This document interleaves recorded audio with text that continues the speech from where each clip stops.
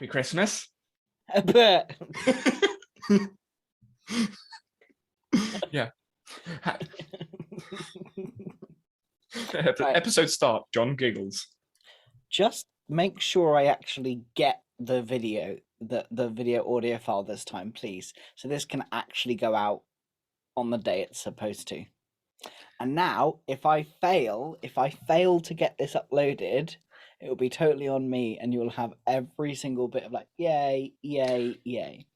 Right, now I accept I made the mistake, but the fact that you checked after it was meant to have been posted shows that either you were going to post it late or you hadn't looked at it beforehand, so you couldn't even check that I had sent it over to you. So you had obviously not done stuff as well. I had before I finished work, and it wasn't there then. Did you send me a message asking for it? Yeah, totally. Exactly. Oh, I'm finishing work and I haven't received it yet. Can you send it over? Nope, nothing. Even when I'm asking for stuff, nothing, because obviously busy over Christmas, which is fair enough. But I'm like, come on. I mean, yes, I made a boo-boo, but you can't put it all on me because like 10% of that.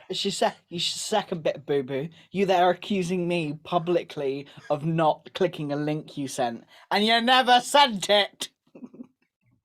Yeah, but you could just look, you obviously looked in your folder to try and see it, and you must have noticed that it wasn't there on Christmas Day because that's when you would have posted the episode. I would have pre-scheduled it. Let's be real. Exactly. So you didn't pre-schedule it. Fine. And you didn't pre-schedule it. So there's got to be some of it is you. I'll take 5% of the responsibility. Nah, 10. All right, fair enough. 10. 7. It's more of a round number. 7.5. 9.98. Done. So, hello everybody. Now that we're finished, welcome back. It's been no time at all.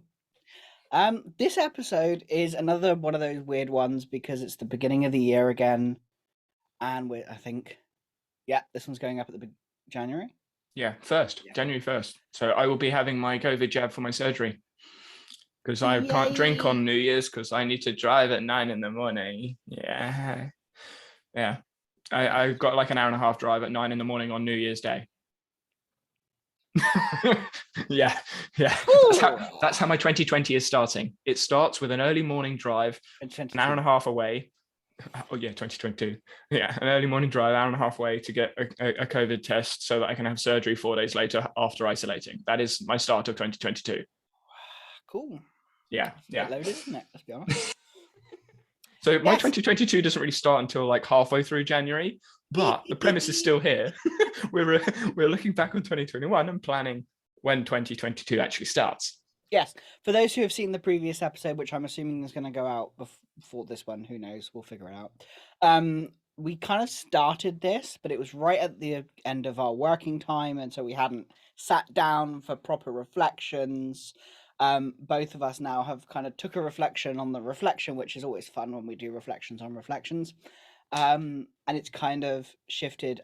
For me, especially, I've had a big shift in the last kind of couple of weeks since last speaking about what I'm doing next year and how much I'm doing and what I'm doing and where I'm doing. And I had so many different plans, which I have now completely kind of molded and changed and shifted because I'm like, yeah, maybe not. I'm interested to hear actually, because I kind of went on a similar route. I knew where I was going, what I was doing. Yes. But the application of it was something that I hadn't really thought through until I did the reflection episode. And when I was going through that reflection episode, the last episode that we posted, whenever that was, I was going through it and I was thinking, you know what? Some of these things sound really nice, are really good, but I kind of need a life. Wow. Yeah, I think both of us have gone through the same thing. Yeah.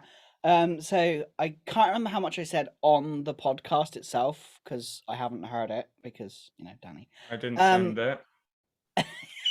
I know. You're going to labor that the whole episode. You would do the exact same to me. We both I know that. Oh, I know. So yeah. But one thing that I kind of sat down with was like looking at everything I was doing. I was like, I'm going to do my podcast. I'm going to do my YouTube.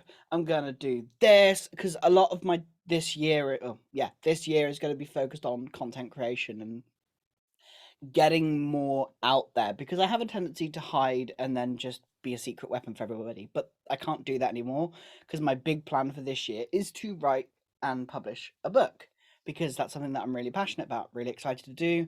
And that's what I'm going to be doing this year. That is my big priority. But I also piled on like 30 other little things. And I was like, oh yeah, I'm going to do this, and I'm going to do this, I'm going to do this. I was like, I'm going to do the book, I'm going to do the YouTube, I'm going to be doing more essays, I'm going to be doing this. And then it was like, suddenly I was talking to Esme, and she was there like, you can't do all of those things, can you? And I'm just like, normally when someone says that, my reflection is like, yes, I can, because I could. Because the thing is not the fact that I can't do them, it's whether I wanted to be doing all those things. 2021 has been a big year for me. Like there's been so much going on, and I was looking back over my year of like what happened this year, and I realized the shift from the beginning of the year to the end of the year. My whole business was in two halves, the beginning and the end of the year, and I realized how much was actually done in one single year. And my reaction to that was, I need a fucking life. Because I was working really hard, which is amazing, and I'm really happy about that. But at the beginning of the year, I had one person who was working with me. I was doing completely different stuff. I was working for a number of clients where it wasn't a good fit for me. What I wanted to do, it wasn't a good fit. And then I left that space, and then I moved into like what I was doing now with all of my work and kind of mapping out what I wanted to do and thinking and just cleaning up shop, so to speak, just to make my business work on its own. And I've ended the year with 2, 3, maybe 4 in the new year, depending on what happens, people working for me. And it's like, oh, that's all been done in a year. Perhaps it's time to slow down a little bit And which reflect. and just yeah, exactly. And I think in our previous episode I realized how little reflection I had done. I done bit well, no. I was going to say, I think this is where the meaning of reflection plays a big role, because a lot of people think they're reflecting when they're really evaluating, because Yes. evaluating is quite easy to do, and it's kind of like this shadow, this I can't say any other word really. It's a pretend version of reflection because it's very, very surface, but it makes you feel like you've done reflection. Yeah. I think when you the actually end go of to the year, reflect, you think, maybe I yeah, should have done a bit I more. think it was more of a kind of like, I think it's like you said, in reflection, on reflection, and then after. Or what was the last one? I can never remember the last one. Which is probably the one I need to do more. It was more In, on, after. It was more on. All of my reflection was on. It was like, okay, this has happened. Now what am I doing? This is what I'm thinking about. And it was very like shallow to a degree because I just didn't have time because there were so many things going on. And I remember a conversation we had before where it was like, and you can remove this as if you want, but of course you were having a lot of troubles at that point, and you were just like, I don't have time to think about everything. I just don't have time to do all the things I want to do. Like I've just accepted that, and it was like, huh. Like I don't want, I don't have all the things anymore. And you went from trying to do all the things to what really mattered and what was really important. And I think that's what's happened for me over the holidays of what I really want to be doing, which is not always working, not always trying to do all of the things all of the time. And I think it's also a case of going with what I like doing, but has the biggest impact as well. Because I like doing a lot. I like videos, I like this, I like that. I like too many things. But there are also other things that I want to be doing, which I'm not doing because I'm doing this. Could you give some concrete examples of that just for like reference? Yeah, so for example, like I was a musician. I was a musician before I did any of this, and I haven't played my guitar in nearly 2 years. It's been a long time since I properly just played my guitar. Now, part of that is because I've been busy, which is cool, which is great. I've been busy. I've had the best year, best half of my year ever. But I've not had time to just relax. And when I have been relaxing, it's been thinking about other things. I haven't prioritized something that I care about. And so for me, this year it's kind of I have my focus. Whereas last year I was very scattered, which I knew that as I was going, but I was living through it, so couldn't step back. But it was towards the end of like in the last couple of weeks, it was like, yeah, I just can't keep being scattered. I know what I want now. I know that I want to get this book out. I want to be talking about building a business that is built for you, for people who don't fit in the business world, for people who don't want to hustle 24/7, and not just that, but also people who want to sit in the middle between the two, um like words escaping me, but like people who there are people who say sit around, do nothing, and just everything will come to you, and then there's the hustle. It's like the all or nothing mentality, and I want to kind of just just bring it back together to the middle so that it feels right for you, and whatever that balance is, whether it's 80% Continuum. relaxing and 20 Continuum. It's a continuum. yeah, being able to just move between and figure out what's actually important for you, because business is personal. The whole thing that you do is personal, whether you break it up or not, whether you do or you don't. It is incredibly personal. And I think that for me, it was really interesting to just sit there and go, which one am I doing? And I'm doing all of one or all of the other. And so it's about building a continuum of productivity rather than just trying to build being productive. I wanna poke at you a little bit with the term you used. You said best half of my year. What makes it the best? It was the most. Because you Can't think said of. it's the best half of your year, but you're changing it. So are you changing it for the better? Are you changing it for a different best, or are you changing it for Yeah, a worse? it's I can't think of the word right now, but it was concrete proof that my business was every single metric and thing that I wanted to hit, I hit and smashed and shocked myself at how well it went. It was what you would see as if it was in public, if I shared everything I did with my business in public, which I don't on purpose. um it would be categorically this is where I wanted to be. This is what I wanted to do. I wanted to earn a set amount of money. I wanted to have, pardon me, I wanted to help more people. I wanted a team of people to help. And I wanted to help more people do more things and enjoy what I'm doing and not just be the techie. So the last half of my year, I did that. Right. And I was exploring and playing. But now what I want is different. Now I know what I want. I want to just focus on those things that I want, and that is it. Yeah, 'cause that's what. So as you can tell, like I've been doing lots of research, and there's something that uh, I've been going through quite a lot recently in psychology research, and there's a term, the Olympic blues, that is it's a fairly new term, but a lot of Olympians they hit this big peak of going to the Olympics. Some of them get medals, some of them don't.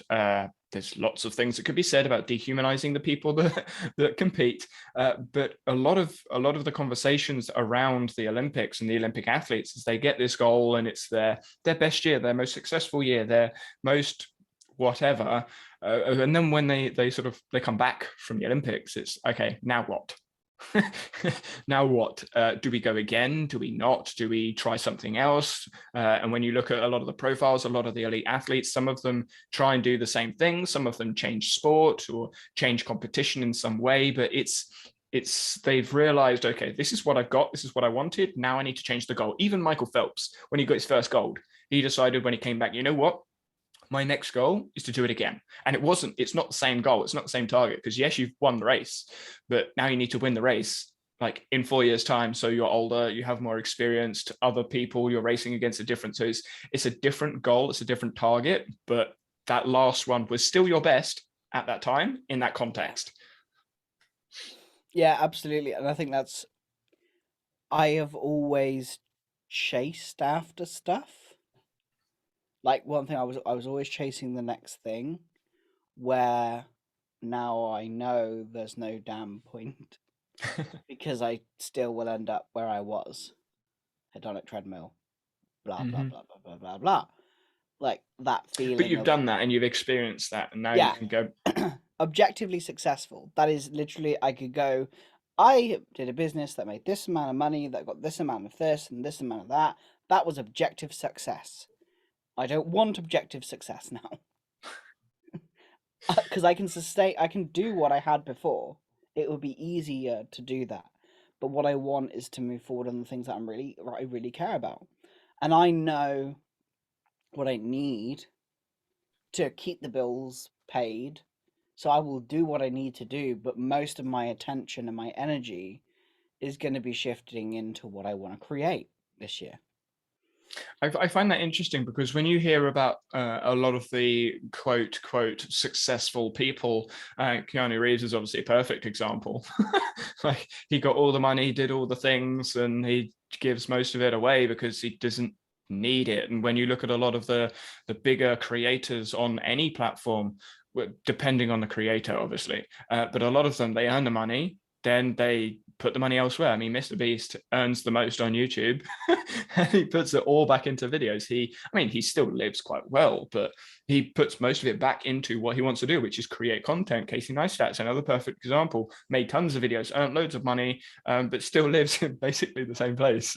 And he doesn't have like this big mansion doing all this flashy stuff. It's just, yeah, I do that and then I'll send it off elsewhere, because they've reached that point where they go, okay, I'm sustainable. Now what do I want? And it sounds like that's the point you sort of went through over Christmas. You're like, I got to this point, but now what do I really want? Like, I want to stop hustling and go, okay, what do I actually want to do? That's how it comes across to me.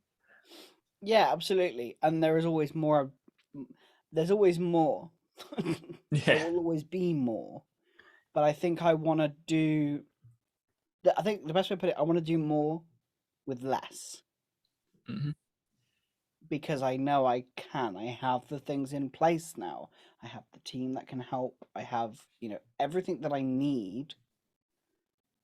Because a lot of the second half of 2021 was kind of rediscovery, because I had been in one place for an entire year.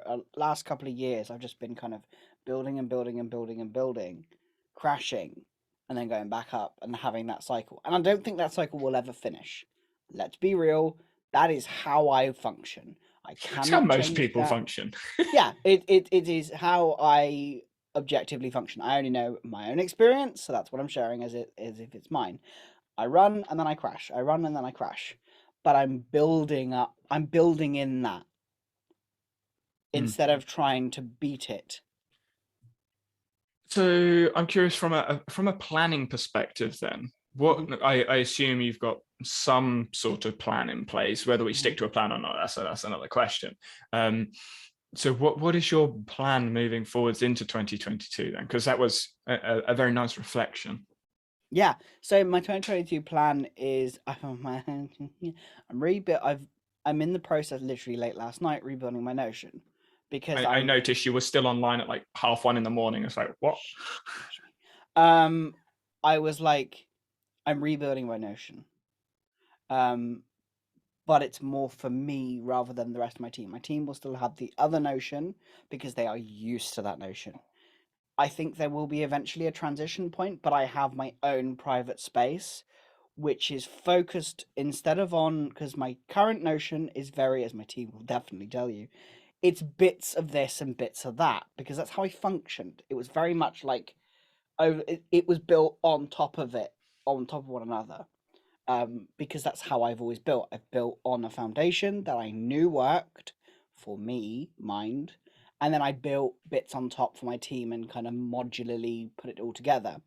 But that has caused some problems for me because when I want to just come in and do stuff, I couldn't do it because it's become much more of a beast because there are more than me using it. And so for me, I've kind of pulled myself out of it and put myself into another system where my plan is just I actually built this for another client and I'm like, oh, this is cool. I have focal hubs. There is a hub for the book that I'm writing. There is a hub for my podcast. And then there are very small specific hubs for each of the kind of focuses for me. So the main focus is kind of the book and the podcast. And the book and the podcast are kind of doubling down. My podcast is becoming my main like marketing thing and like a way of deepening the relationship with people. I will have a set bits of socials which relate to the podcast, which relate to what I'm writing. But everything kind of stems from this wheelhouse of the podcast for deeper relationships, like standard social media for kind of everybody.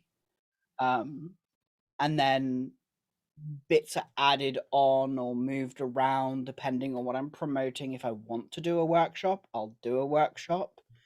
But otherwise, I have this kind of structure of book, podcast, socials, which are based on what I say, but aren't necessarily written by me because I can't do it all.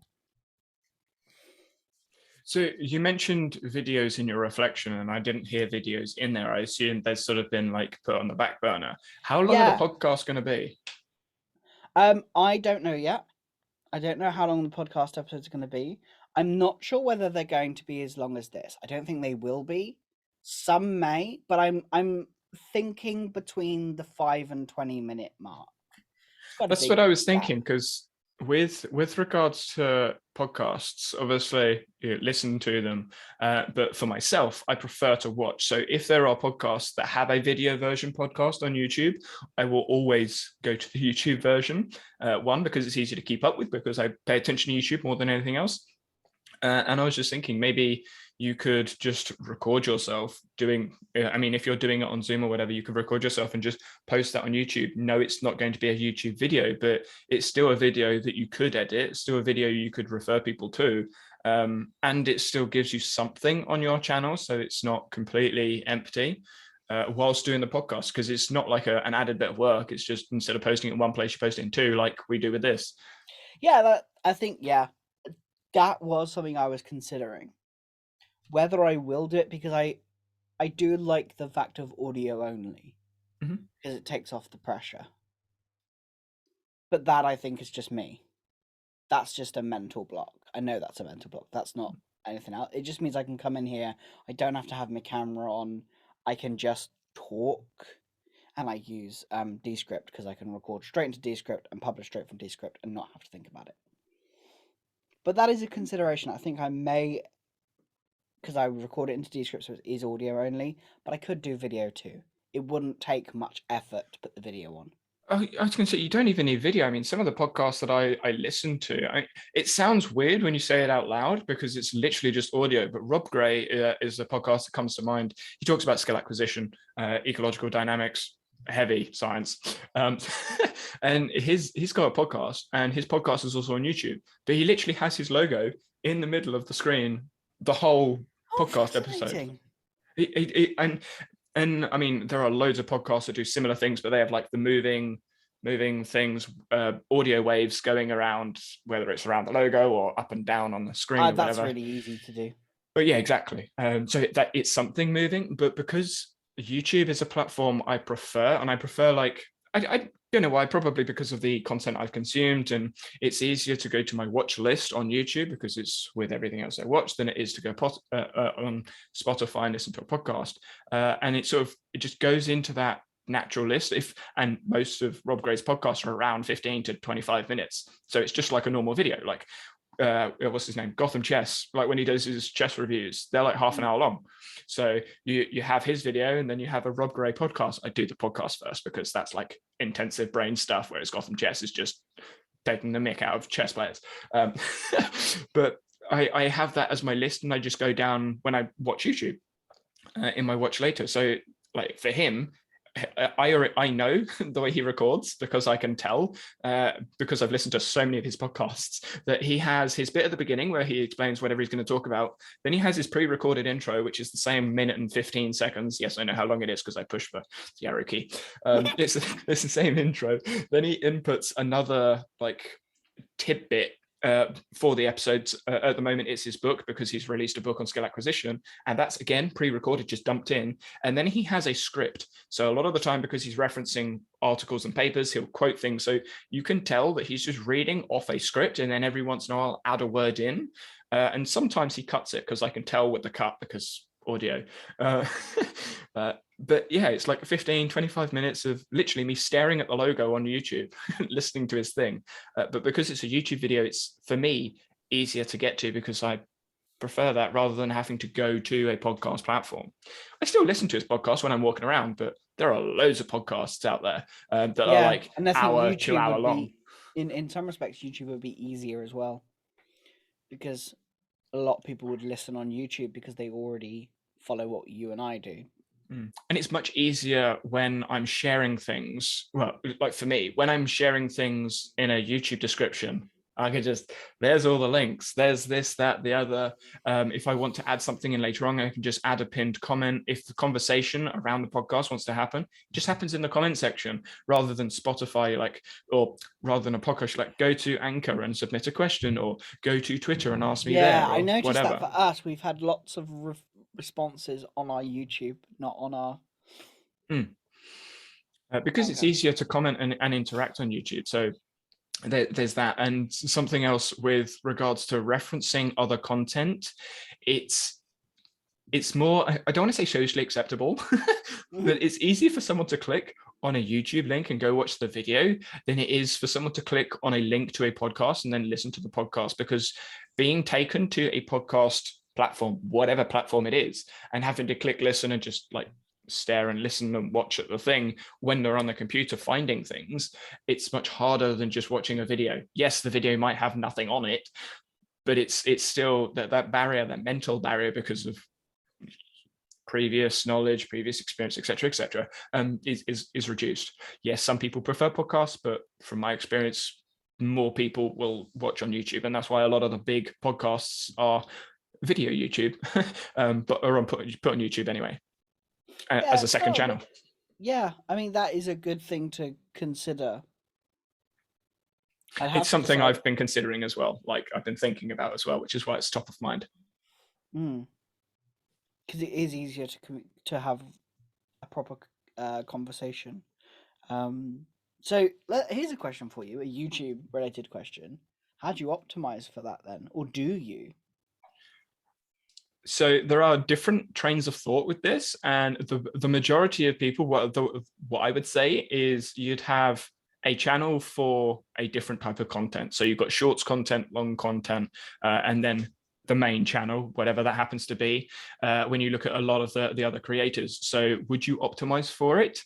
You could, but you don't really need to. Most people will find that sort of content, because people that are watching YouTube, there are types of people that watch YouTube. And if they're watching longer form content about a topic or a subject, they will find the content. Like Graham Stephan, for example, has a podcast channel. And unless you're looking for his podcast channel, you won't find it. Unless you're listening to longer form content on YouTube, you won't find the longer form podcasts. What's his name? MKHB, Marcus Brownlee, same thing. He's got the Waveform podcast channel. And MKBHD, unless you go onto like his channel page and find his channel, you will never see the podcast appear, because it's just not related to his main channel content. And it's the same with mine. Like my main channel, you won't see my podcast channel unless you listen to the podcast or you click on one of the links. YouTube just won't serve it to you. So you will find the content if you're looking for the content, sort of thing. And I think because a lot of the content that you have on your channel already is similar length to a 15-20 minute thing, I don't think it would be that different from your main channel. And I don't see a point in you making a second channel because... No, that's what I was thinking. Yeah. Because my content, because the conversations I would be having, I think this was a reflection of mine of like what I'm creating on YouTube. I was trying to turn it into something it's not. I was trying to make it a YouTube video, creating it like a YouTube video. The traditional sense of... Yeah, in a traditional sense of like, this is that, blah, blah, blah, etc., etc. Make it this, make it short, make it punchy, make it this, make it that. And it was a very much a reflection of like, I don't want to have shallow conversations. And I think that was the problem with my YouTube content was I was trying to... It's not something that people search. I was trying to optimize for search because that's the easiest way to grow. Well, from experience, from watching you, the easiest and fastest way to grow is through YouTube search because you're giving people what they want. But my content, although yes, I could restructure it to make it searchable. One, I don't want to, frankly. I don't want to spend all the time diving into this and diving into that and focusing on all the little bits and pieces. I just want to keep it nice and simple because I have enough on my plate. And two, the content isn't... It was really tough to force it into that structure and then being able to promote it in the right way. Whereas my focus for the podcast is to deepen relationships because that's what I like doing. Like my whole business is around deepening relationships, having conversations, because the truth is that people don't have the conversations that you and I have and that we have. There are few people who talk in a different way about productivity. It's all about the same kind of way. And even like the big Notion creators don't really talk like we do. Yeah, I mean, I think the conversations we have are had in conversations. Like they're things that are brought up, but unless you're listening to the show, the podcast, or whatever for another reason, and then it just appears, you're like, oh yeah, that's a really good point. There's it's no not the like, main focus no, point. It's there's like no dedicated. Yeah, exactly. It's a side note, not a main focus. And I feel that the world is changing a little bit, at least in it's drastically changed. So a lot of the conversations are leaning in our direction, in the direction that we've been talking. I just did a quick Google because I couldn't remember the other guy's name. The Colin and Samir show is something I've been watching for a while. Yep, same. Yeah. And it came to mind because they started their YouTube channel is a podcast channel.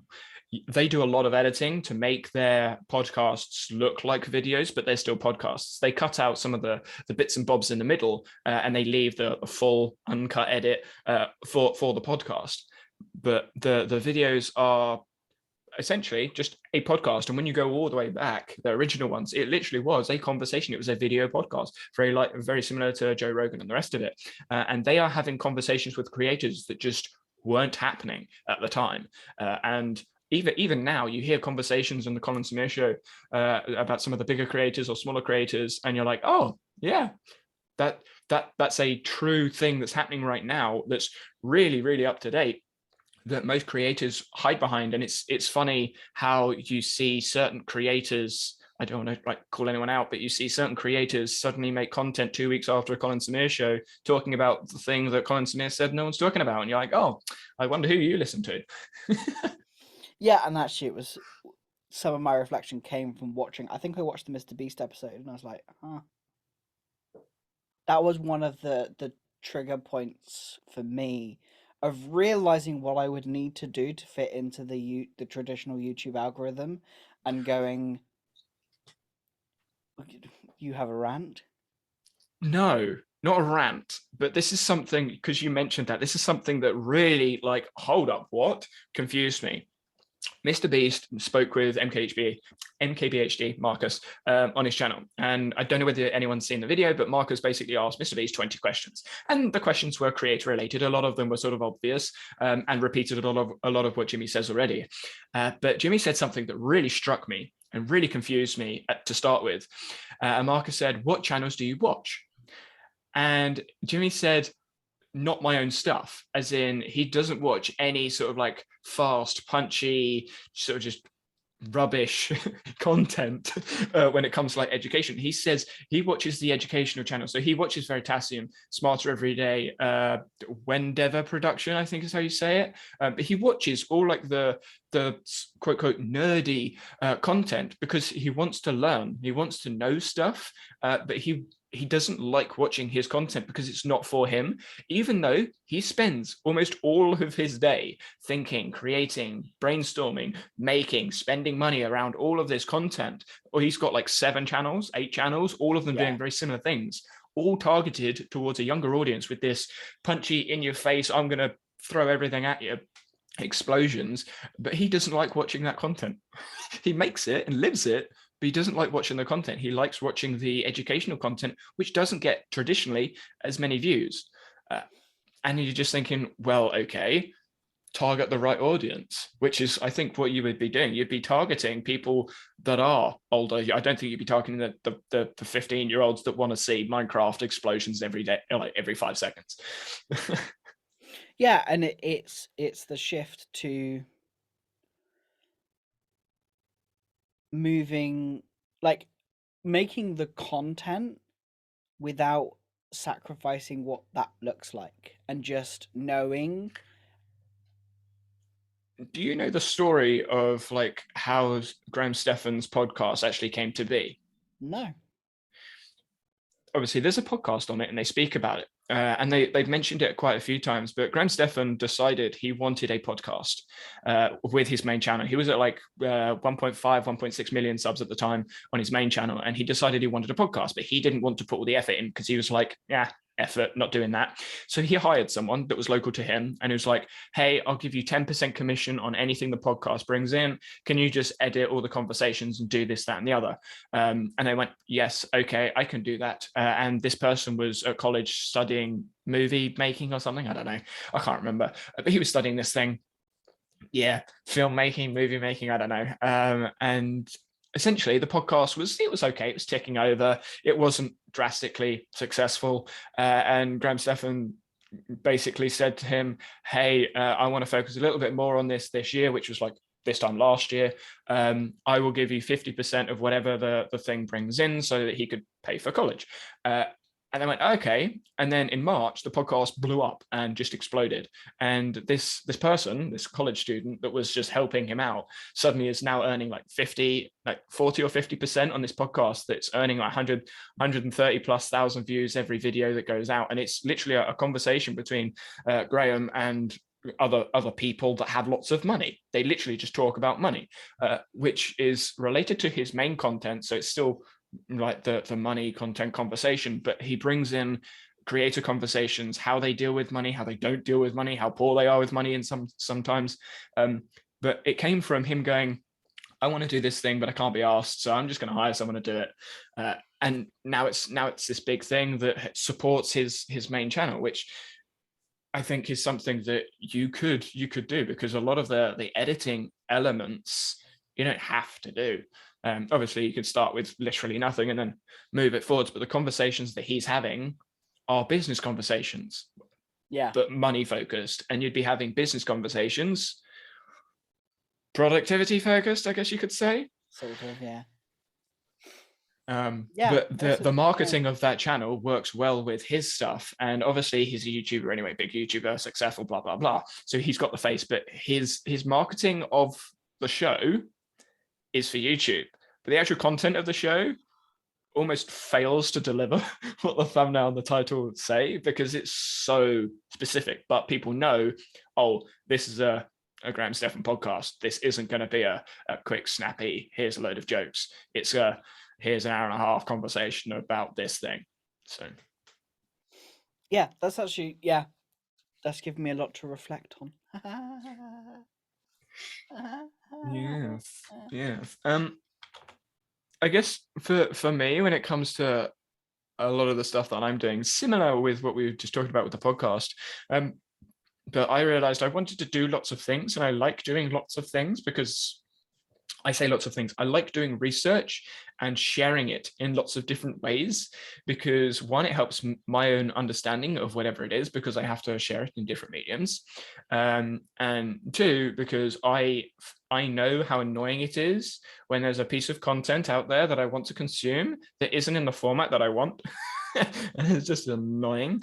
So I want to reduce that barrier for other people. And the other big driving point for me, which has been my driving point since I started YouTube, like all the old videos are gone because I unlisted them because they were really, really bad. Me talking about coaching science, sports coaching science, they were the original videos. They were awful, like beyond awful, and I can still see them. I might public one like in a couple of years, but like, hey, this is where I started, because yeah, they were bad. But my interest is simplifying a lot of the coaching science, like science communication, the coaching science for everyday people, which is always something I've wanted to do. It's just like, how do I do it? And in 2022, I'm taking a proper like stab jab at it. Last year, I learned so much when it comes to creating content, sharing information, and all that sort of stuff. But I'm like, I'm going to get back to jabbing at this coaching science thing and trying to share stuff because Rob Gray is a perfect example. Great content if you have an understanding of all the sub things that he's talking about. Because if you don't know what ecological dynamics is, scale acquisition, ecological psychology, even for that, and then system dynamics, if you don't understand what any of those mean, you can't really understand anything that he's talking about. A recent episode is a perfect example: metastable attenuation and metastable attunement. You have to have like an understanding of like 9 different words and terminology just to get the purpose of the study. And that's what I want to do. I want to like make it easier with all the mediums. So Cool. yeah. I mean, I've got a video coming out on Friday, which I still need to record, which I'll do after this. I've scripted it, but I'm recording it, and it's in an older format because it's fun. I'm talking to myself. I do like those videos. They are fun. They're different. Yeah. They have that snappy aspect to it that you need, quote unquote, but it's also quite deep at the same time. I do enjoy those. They look good, but they must be a right pain in the ass to record. It's one of the comments I got. So I did a poll on my channel. I do a lot of polls, and I listen to the polls, which a lot of people seem to respect, which I quite like. But someone commented, said, I really like the videos where I'm talking to myself, but he says it must take so long to make. And I'm like, not really. It's just a different process. It takes a little bit longer, but that's only because I'm finicky with my edits. Like when I'm talking just like talking head A-roll, it's the edits are fairly simple and easy.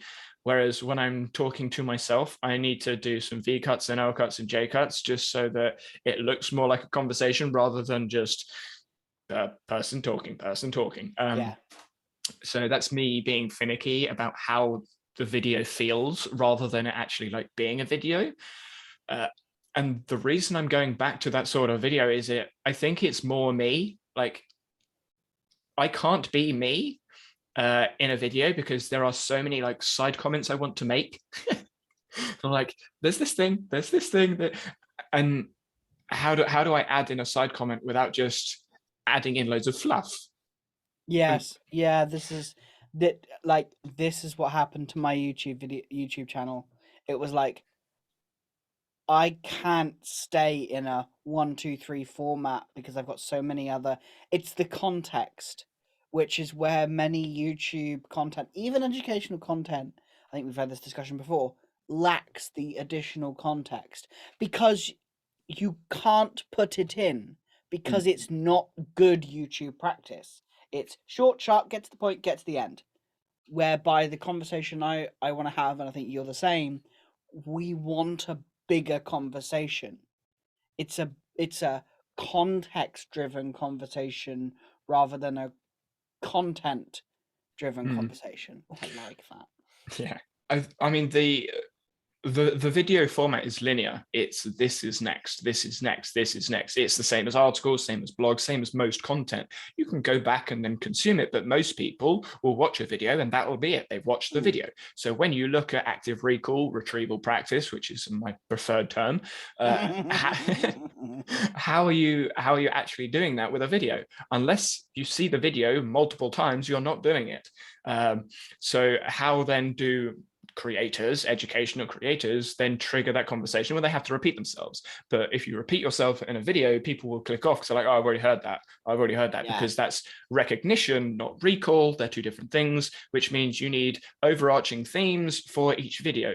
So for me, in the new year, I'm going to be looking at how to include previous videos in newer videos as side comments. Like the Feynman technique is not a study technique.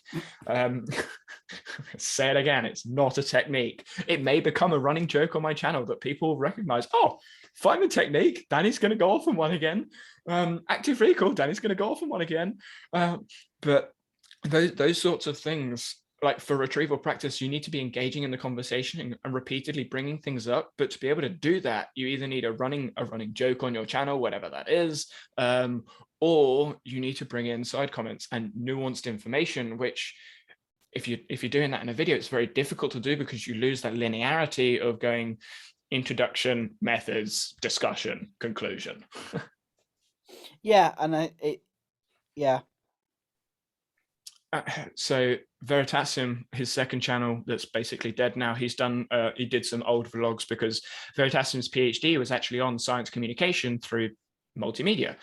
And he's spoken quite a lot about how misconceptions, misunderstanding can trigger curious thought into something, because you don't just go, oh yeah, I already know that, because you have been asked to experience something. Essentially, you're asked a question and you get the question wrong because of whatever reason, because of your misunderstanding, and then they challenge that. So his research indirectly relates to retrieval practice and how you can trigger thought, which is why his videos normally have some sort of question or misconception at the beginning of it, or a mistake or something like that, to trigger people's interest, which is asking a question basically.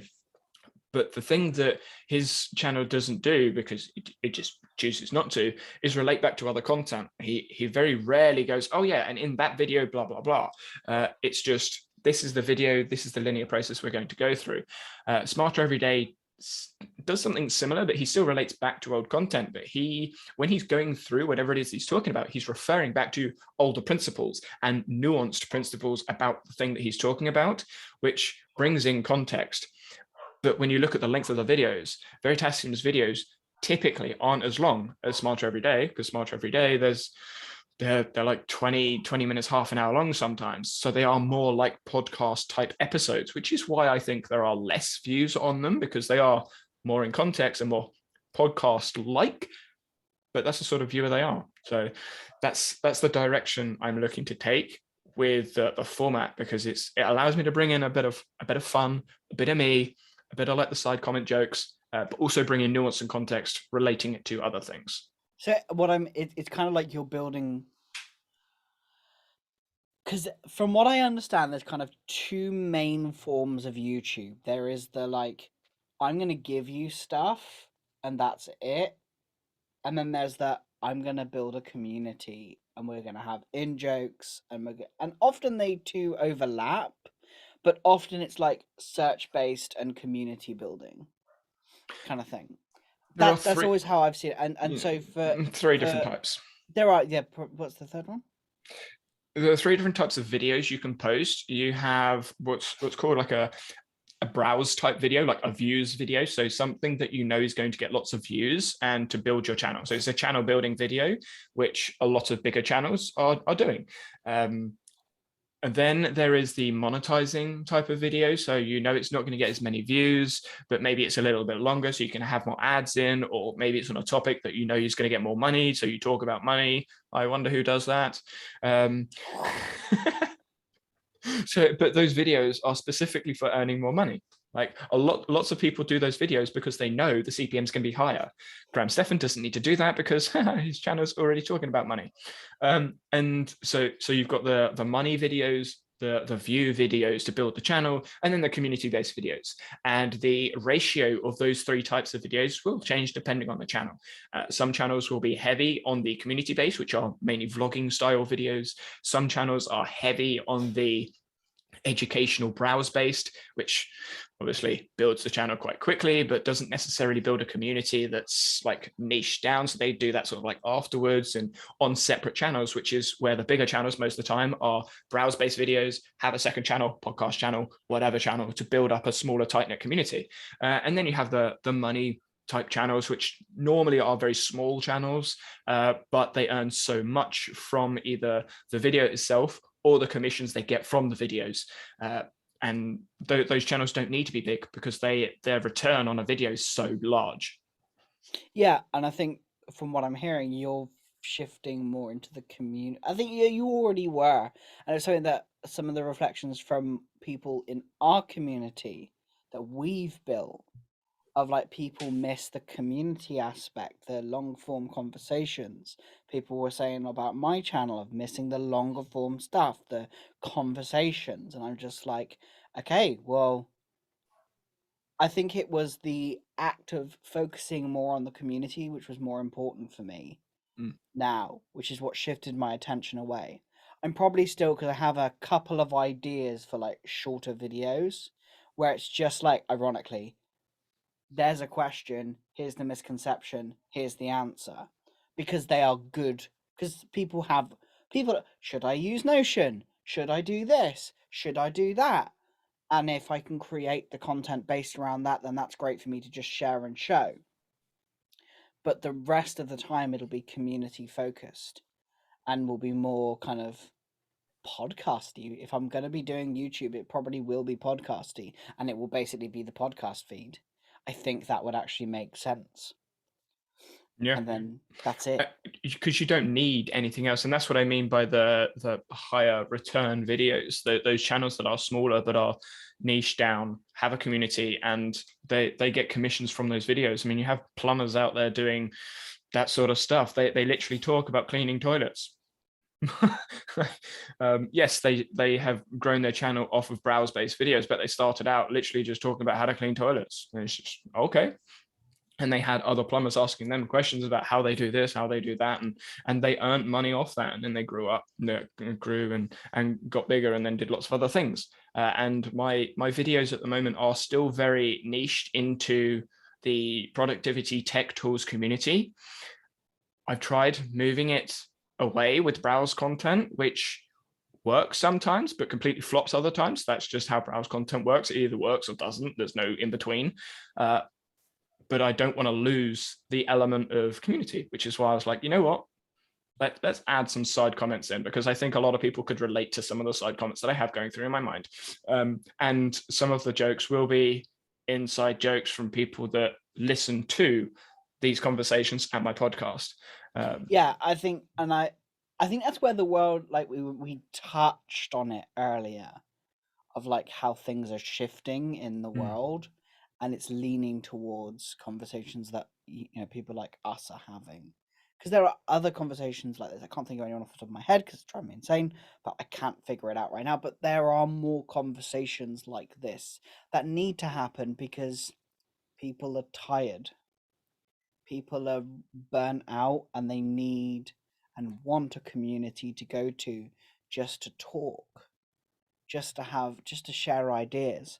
I think a lot of what's happening, I think in business in general, is this kind of cookie cutter solution, and I've spoken about it lots of times, and on my own channel I talk about it a lot. But like, it's this cookie cutter. It's like you do this followed by this followed by that, because it guarantees, there's no guarantees, but it guarantees growth.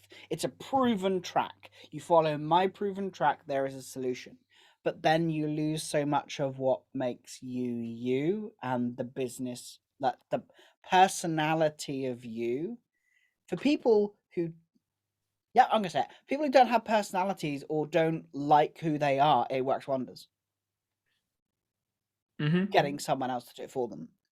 But I think we are now moving, due to the wonderful, wonderful world we're in right now, everyone's having a lot more time to reflect and sit down and go, I don't want to do it this way anymore. I don't want to be, I don't want to earn loads of money and be this massive star. I don't want to have I want to do stuff that fulfills me and pays the bills. And I think that's where my stuff is going, which means there's no road to success, and my content is shifting for those people, not for the, not necessarily clickbaity, but that kind of like, oh, quick, give me information and do nothing with it.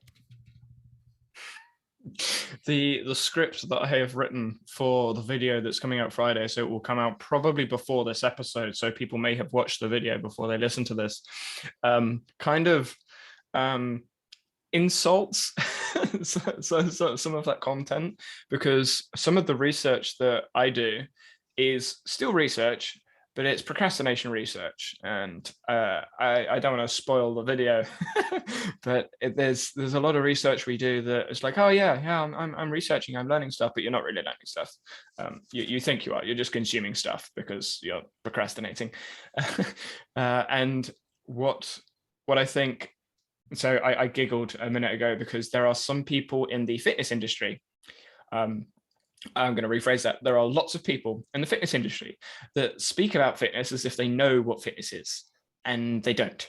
And they speak about stuff and they think they know what it is, and they don't. And there are lots of people outside of the fitness industry that use fitness analogies that just don't understand. And it's very irritating as someone that's done a master's degree and does understand. And it's part of the irritation, part of my irritation in the fitness world, is people use it and like, oh yeah, that's like lifting in the gym. No, it's not. Different principles, completely wrong.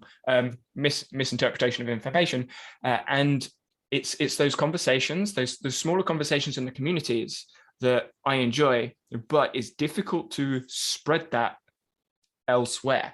And that's the balance that I'm going to try and strike next year. Is like, I want to share and spread my understanding of educational science, which for some reason isn't out there. Like, the more you look into educational science and how we learn, it's basically all study tubers. Like, there's no actual like people talking about it, and the people that are talking about it are in academic papers, which obviously no one really goes to.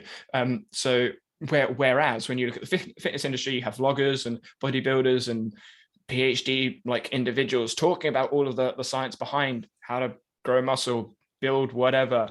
And then in physics, you've got the same stuff, math, same sort of stuff. Even how you speak, there are people talking about how you speak with science behind it. But there's no one speaking, from what I can see, about education other than students referencing other students. I laugh because I made I asked for academic papers that talk about time blocking and the benefits, and like an actual peer-reviewed paper, and one person replied, you, which is kind of, I'm just like, I have big following like of people who are productivity based. Not one of them could give me a paper but you. And I'm just like, you're using I gave you a collection. No, you didn't. Still ain't got it. I sent you the email. No, you didn't. Because I sent you an email invitation through Research Rabbit. Oh, I didn't get it. Might have to look at that in a minute. Mm. But like, only you replied. And I'm just like, you are all talking about time blocking and you don't know the research. And I don't get why. It's so annoying. and it struck me as like, you are promoting this and yet you don't know why. There's no context and meaning. I'm going to go on a rant because I feel like going on a rant for a second. Go. StudyTube is great for anecdotal evidence, but it's absolutely useless at anything applicable. And a lot of what people, your face. A lot of what people talk about when it comes to productivity, time blocking, time tracking, the rest of it, they either reference other people's stories or they reference books, and they just make loads of assumptions, which is fine. You can make assumptions, you can give advice. But what is lacking in all, from what I can see, all of the educational science elements is actual research. And the research that is cited is cherry picked. And cherry picking research is not doing research. That's not doing a justice, like not doing justice to what the research field is, which is part of what I said in the Feynman technique video. There are researchers that have spent their lives' work looking into how explaining different topics and gaining understanding and knowledge through conversation works. They have spent years researching this stuff. And then someone just talks about the Feynman technique, which isn't actually Feynman's technique, and then earns loads of money off it, gets loads of fame, sells books, and then loads of other people copy it. And you're like, this doesn't make sense. There's no science behind this. The science behind this other thing, but not around this thing. And that's where I think the worlds of science communication needs to be disseminated through other people. And loads of people talk about learning things. Like what's his name? Mike Boyd has built a channel on learning things. But when you look at the science behind what he's doing, there is loads of science that he could talk about, but he doesn't know it. He's just experienced it, which is fine. And he doesn't need to explain it. But there is no one explaining how he's learning these things quickly or why he's choosing to do that technique over the other technique. He's just talking from experience. Mike Shane, I can't remember, the same sort of channel, learns loads of skills, learns loads of stuff.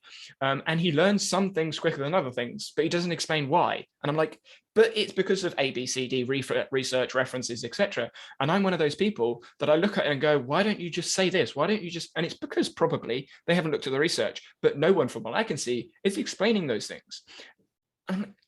Why not? I don't get it. Time.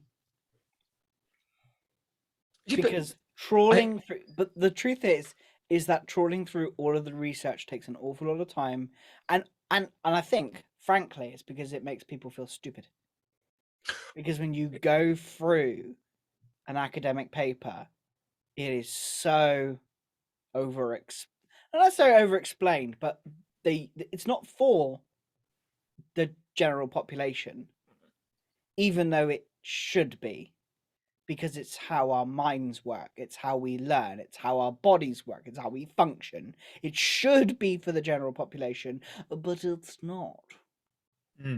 And I completely agree. The thing that I would get at is, yes, there are certainly barriers to doing the research and finding research and communicating it, but there are still people that watch the videos and know stuff, but they just don't share it. And obviously that's a barrier to, okay, who's going to share this information?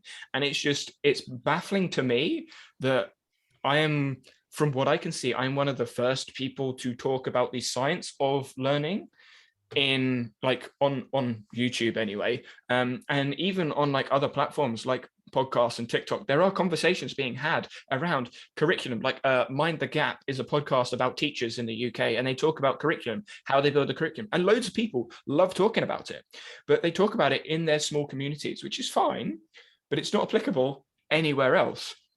I'm going to have a rant now. Go for it. I did one. People's opinion of TikTok.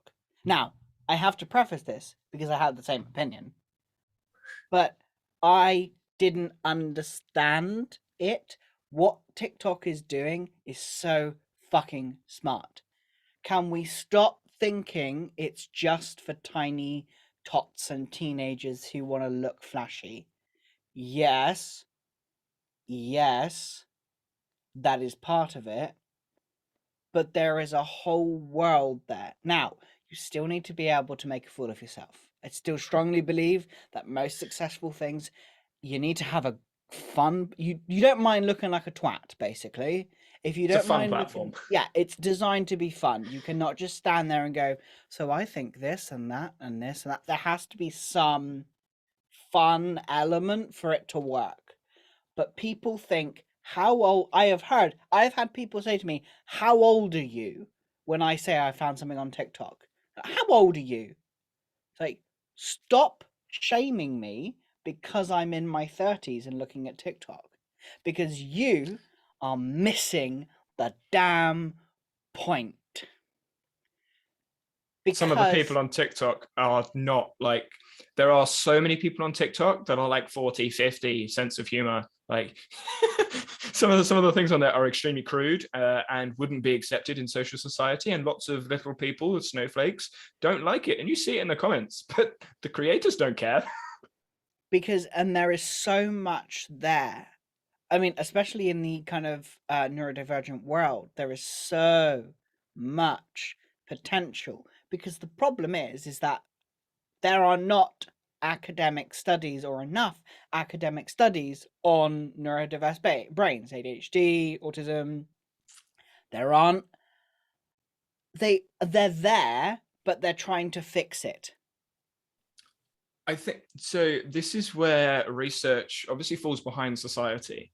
There are studies on those people. It's just, it wasn't said in those studies because the concept wasn't spoken about. So neurodivergent people are included in sample sizes, but they weren't separated as neurodivergent because society hadn't gone, oh, you are neurodivergent, you are not, you're neurotypical, you're neurodivergent, we're going to separate you and then compare and contrast and do whatever, which is what science does. They were just included in the study as part of groups.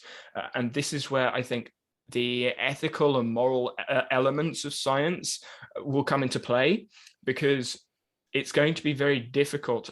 As much as he is controversial, Jordan Peterson has said this quite a few times in some of his research, but the morals and ethics of research are stopping research, because you can't separate them, because they will feel separated. They will feel this, that, the other mental health issues. So we're not going to let you do this research. But this research might be needed to understand the differences of behaviors and actions and why they do certain things. So you're like, well, we need to study this, but we're not allowed to study this because it's morally wrong according to this subset of people, which I mean, that is an argument that's going to be had until the end of time. Some people in society disagreeing with the way science is done, but the science arguably needs to be done to understand how we can change and move forwards to help those people. And it's also for the case of like, so from where I'm sat, a lot of my work is with neurodivergent people. So when I look at the studies and papers, which are primarily neurotypical focused, with, of course, there are people in there in the studies that there's, you don't get the difference. There's no way of seeing that. And so when the default brain network, you have the different type, the networks on flow, which is what I was doing studies on before, of like, no one, unless you go looking for the problems with people with ADHD and autism, then you realize the default network is more active in people who are neurodivergent, which affects how flow works. But you really have to dig incredibly deep to try and find it, and you have to be someone who is really nerdy.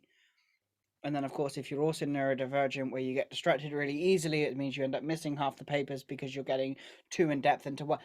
There's a whole thing there of like figuring. Yes. Philosophy of research is something I've been exploring as part of my PhD, because knowledge, understanding, and just PPD, personal professional development. And the way that a lot of science is done is through categories, like categorizing this person compared to this person, or this control group compared to that control group. And this may sound controversial, but it doesn't matter what the sample size is most of the time, because they can't be applied directly into the population anyway, because most of the time the sample groups are educational students. It's just the way science is done. They're from universities, institutions. So you need to take an interpretation from the study rather than what the study says. So my approach in a lot of research is to find the underpinning framework of the concept. So understand what the concept is talking about, and then get an interpretation from other research around how to apply that to the nuanced environment you're looking for. Which is kind of what I did, from what I'm understanding. That's kind of what I did in this instance. Yeah. So it's okay. This is a concept, flow, and this is the group, neurodivergent.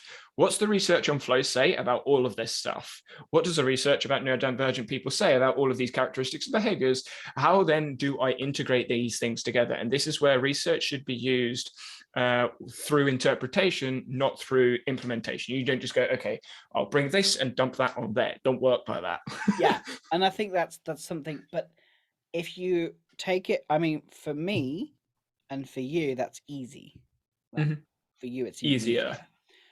But if you are beginning your, like, being able to have the time to go through all of that, I think that's the issue. It's not just, it's not necessarily just the fact that you need to take the interpretation, or this or that. It's the fact that, well, this is just my life. I can't go any further with it. This is, I mean, this is interesting because it's part of my research. So we're essentially talking about understanding and having different knowledge bases, knowledge beliefs around a topic, an area, a concept, because you can read one paper and you will know stuff, you will understand stuff, but it will be shallow. And the more you read, the deeper the understanding will get. And typically, the more confused you will get. I'm not anyone. Really glad I'm not anyone.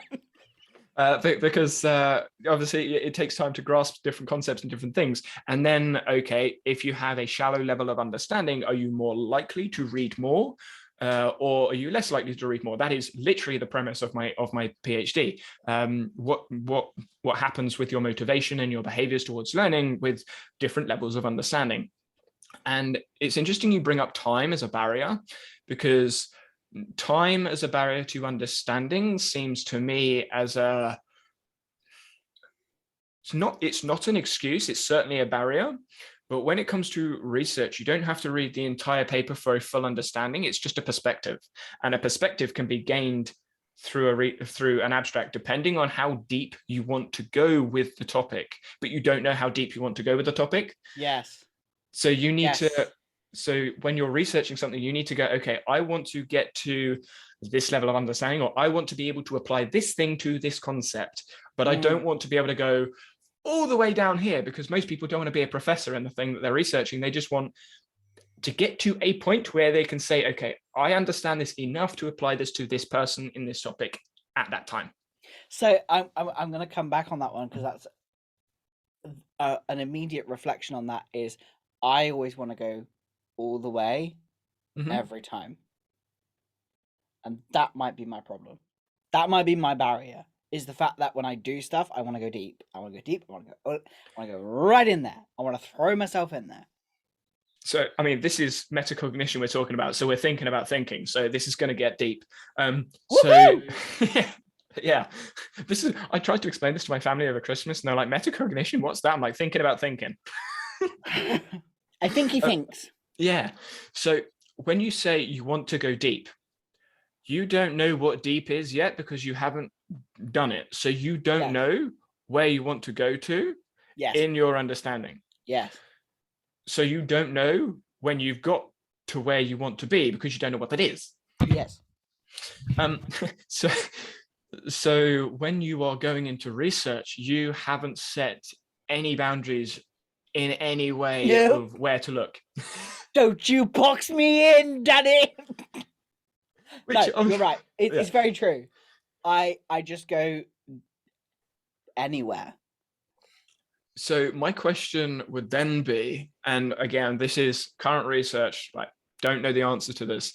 My question would then be, okay, your motivation and the behaviors that you have towards understanding is, I would imagine, quite high when you first see it, because you realize you have a shallow level of understanding. Then the deeper the understanding you get, i.e. the more you read, the more you research, does that continue to give you motivation, or does that decrease your motivation because you realize how much you don't know? Both. And this is the point that I've got to at the moment writing my proposal, because you've got deeper understanding in the context that you're researching, which typically decreases motivation from what I found in that specific area. But by deepening your understanding of an area that you're sort of knowing, you're also exposing an area that you don't know. So at the same time, you have deeper understanding of one context, but a shallow understanding of a new context. And that shallow understanding, therefore, increases motivation about studying around that new thing, which I think because what happened to me, I was researching like the neuroscience of flow.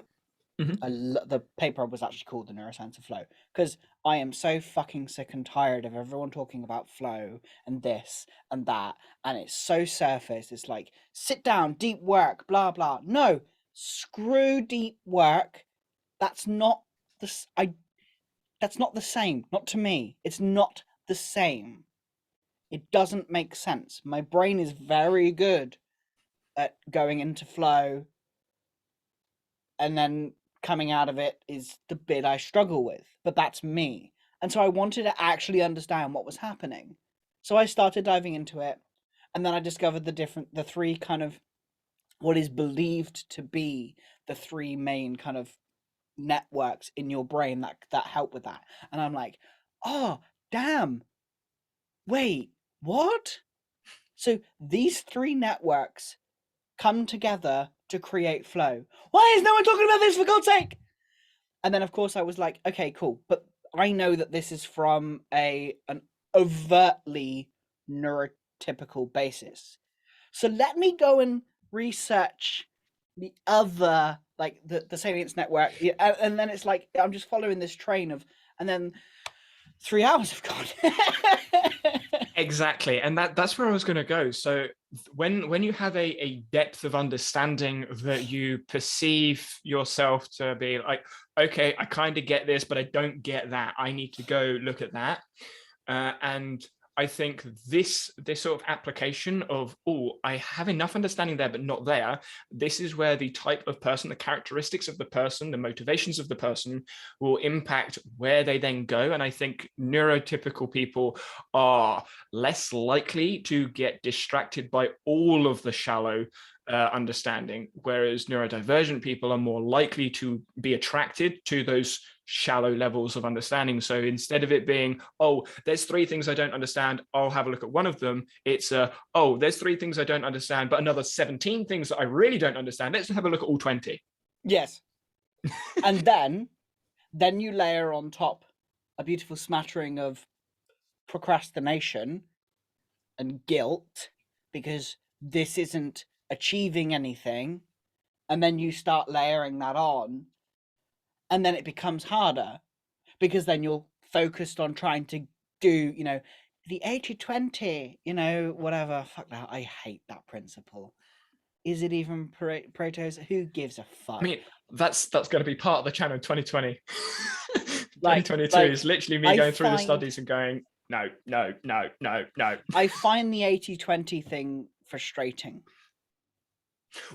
The thing is, a lot of the study techniques, like I said earlier, are anecdotal. They're from experience, and they are going to be true for some people in their anecdotal environments. That's but me not everyone this else. Year. That's me this year. What you just said there is me this year. This is exactly what my focus is. It's going beyond the like true factors and beliefs that are common, but actually don't mean shit for most people.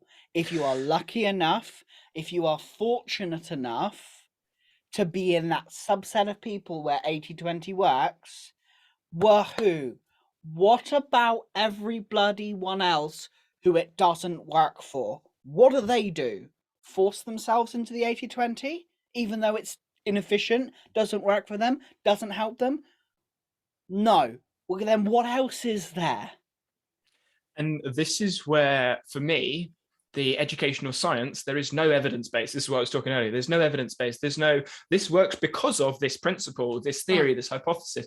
No one talks about it, which is what, is literally 5 years of my education is coaching science, and coaching science is educational science, it's pedagogy, and very few people actually talk about the science behind things. Yes, some people are talking about neuroscience and memory a little bit more, but neuroscience and memory is the processes that go on your brain, and we still don't really know what's going on there. But yeah, you can sort of use it, but they're not learning concepts, they're not skill acquisition or ecological psychology or anything like that, or pedagogy. It's not tangible. It's less tangible, but it's incredibly important. And It's a fundamental framework that you need to understand, like how you learn, like how you remember stuff. Great, but what about the other things? Like, how do we actually apply that? What's, like I said earlier, what's the implications? What's the applications? What can I actually do with this thing?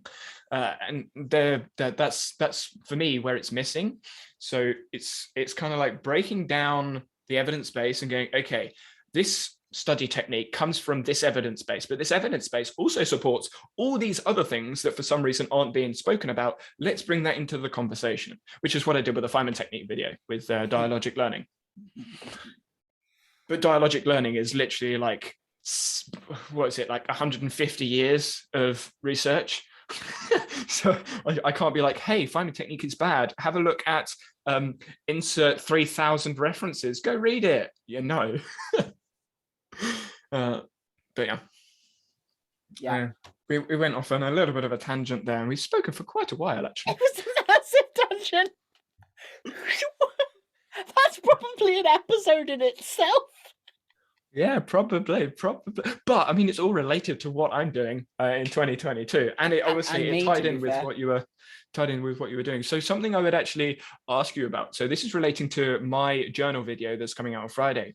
Is I've stopped the daily journals, and I'm still journaling daily, but I'm journaling daily on the same topic. Yeah. Ooh. And like I say, the video is going to explain all of the thought process behind it because of my second thinking, my second person. But essentially, what I realized is that a lot of my daily journals are very quick thinking thoughts on something, and then I move on, and then I do a reflection at the end of the week, which is fine. It's great. It worked. But I want to go further, and I want to go deeper, more specifically, into the topic that I explore. So I'm doing a 20-minute journal on the same topic throughout the week. So essentially, instead of it being 20 minutes talking about a topic, 20 minutes another topic, it's, well, 6 times 20.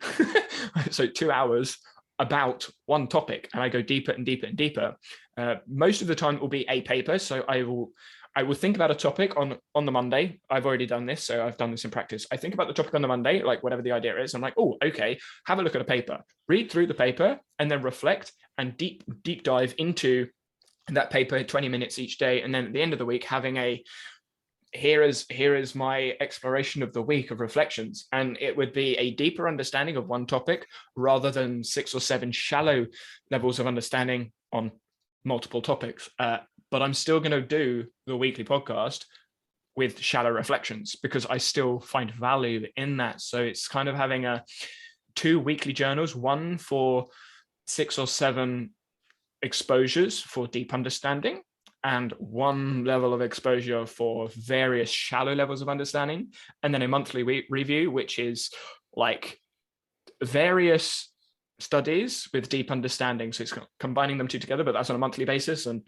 like, yeah, like doing the first one of those, I've had to cram it into like 3 weeks because I decided to start like a week after, like a week into December. And obviously the rest of what's happening in December has been busy, but I am learning so much doing the monthly review that I kind of want to bring more people in to be like, I need another reviewer, because I want other people to have a look at it to add their perspectives to it. But yeah, so that's how my review process, again, this is going to be in the video on Friday, that's how my review process is changing and is mapping to everything that we've just spoken about with research, sharing research, giving nuances, and having an evidence base to whatever's being spoken about. Cool. Yeah. But if you don't like science, don't read it. Yeah. So will the reflections be public? Yeah. So the weekly reflections will be my blog post. They're gonna. I came up with. Well, I didn't come up with. I've somewhat stolen research spotlight from the Stronger by Science team.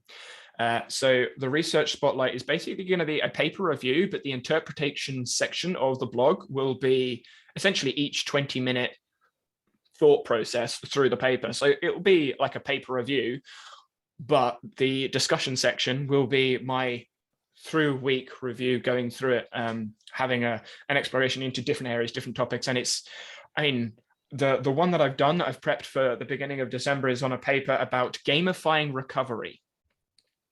So Oh, yeah, that's fascinating. because I thought about this topic. We can do a quick. I thought about this topic on a Monday, and I was like, can you gamify strength and conditioning? Because people have gamified productivity. I was like, can you gamify strength and conditioning? So I looked for it and had a browse around and found a paper where essentially before the Beijing Olympics, they gamified recovery. So what they did is they added 100 points, arbitrary points. They mean absolutely nothing, but you need to get to 100 points by the end of the week. And each recovery modality had a different point scale. So you needed to do some element of recovery on the Monday, Tuesday, Wednesday, Thursday, Friday, Saturday, Sunday, and reach 100 points. And that was how they tried to gamify recovery. So like get in a cold shower or do a cold bath or myofascial release or whatever. And they added like points to these modalities of recovery that were backed by science and evidence-based. And I was like, what? I did not know this was a thing. So, and I've done a research spotlight. So I briefly explained the paper in like the introduction, the methods, results. And then I've done a discussion about my thoughts on this recovery process. Could it work? Couldn't it work? Should it work? How can you apply it elsewhere? And that's just one of the research spotlights just for reference. And that would be a blog post. So that will be public on my website when it's gone up. And then relating that research spotlight to the mocks would be much easier, because the mocks is going to be a Word document that I export as a PDF, so people can just have the PDF, because not everyone wants a website thing, and there won't be the same papers in the mocks as there will be with the blog. But I can relate backwards and forwards to it. MOCS stands for Monthly Observations of Coaching Science, just for reference. Beautiful. I know. Yeah, I love it. I love it. Yeah, so here's what came up for me while you were talking about like your reflections and how you're going to change your review process. I realized something that I was subconsciously doing and didn't realize consciously until like literally just as you were talking, and it triggered for me. I was like, oh yeah, that's why I'm doing that. One of the things that I planned to do in 2022 was more frequent newsletters, but less, because I have one monthly newsletter that is kind of more content driven. It's an idea, it's a thing, and then I move into like whatever, and then throughout the month there's this and that. But one thing that I was planning to do this year was a weekly like email of like what I'm looking at, what I'm thinking about, this is this that, like here's some stuff I looked at, here's some research I'm doing right now. And I was just like, because for me, I think the act of review is always something that I don't have motivation to do. Yes, I could force myself to create a habit with it, blah blah blah blah blah blah blah. But for me, it needs to be more than just me. I'm very externally motivated for a lot of things. And so I think part of what I'm going to be doing next year, as I'm writing the book, as I'm doing more workshops, which is I'm already got them planned, and all of those things, as I'm researching, they will become a review which I send out every week. So it's kind of more of a public review on a newsletter. And I think that's where just to get me in the habit of frequent reflection, sharing my ideas quicker, because I kind of hide them until I have a tangible thing to tell people. And the only places where I don't think lots about what I'm saying is in this podcast, because it's kind of a back and forth conversation. And it's easier to just think on your feet rather than planning out my podcast and planning out what I'm going to say and things like that. Whereas when you're live with someone, you bounce off each other just like this. And so I'm kind of bringing that into the weekly reflection of like an email, because that is really popular and I like it myself. I enjoy consuming these kind of tidbits of what I've read and what I've researched and summaries from what I've researched and ideas that I'm playing with, and like, oh, did you know about these 3 types of like networks that actually exist in your brain that help you find flow? Like, those are things that I could have spoken about far earlier and would have helped me deepen my understanding, because people can come up with questions, which is kind of like that, like the Feynman technique. Sorry, I couldn't help. I couldn't help Yeah, it. couldn't help yourself, could you? I had to do it. Couldn't help yourself. Yeah, I mean, well, while you were saying that, formulated opinions are better than reaching statements when it comes to evidence-based information. That's my personal opinion. But reaching statements are needed to generate formulated opinions, and those reaching statements often come out of conversations where you don't know the evidence base off the top of your head. You can't think of some sort of justification at that time. It's just, I believe this, but I don't really know why I believe this. So it's a reaching statement, which is what podcasts are. Then once you've reflected on those reaching statements, so you've got some evidence base, you've got some justification, there is reason behind what it is that you think and what it is that you believe, then it becomes a formulated opinion. That's my current philosophy around that, my current thinking around that. I don't think that's going to change for a while, because it's been cemented by a lot of the research that I have read around educational science and how you develop beliefs, ideas, values, morals, etc., philosophy of practice. So yeah, I realize I added in lots of words in there that may be confusing, but hopefully that still made sense. Yeah, and I can, yeah. Good. It was a long episode. Was it? I don't know. I don't even know how long it is. I've just looked at the time. It's 11:45. 25 to 12. Can't read the time. Oh, wow, that is a long episode. So yeah, but I enjoyed it. I enjoyed the review, the reflection, and moving forwards into 2022, I am excited. Like 2021, I was nervous and excited, but 2022, I'm just excited. Yeah. Not for the world. Like, the world's exploding, but yeah, I'm excited for what I'm doing. Yeah, I am very much looking forward to 2022 and moving forward, and just I feel like I have a sense of direction. Mm-hmm. That's always good. Which is, it's just helpful. It's very helpful, Yeah. So yeah, I can't wait. Awesome. Let us know if there's anything that springs to mind, or that triggered your thought whilst listening to this, and send a message over on Twitter or on YouTube, whichever. Yeah, on YouTube as well. Yeah. Right. Have a good New Year. Happy New Year.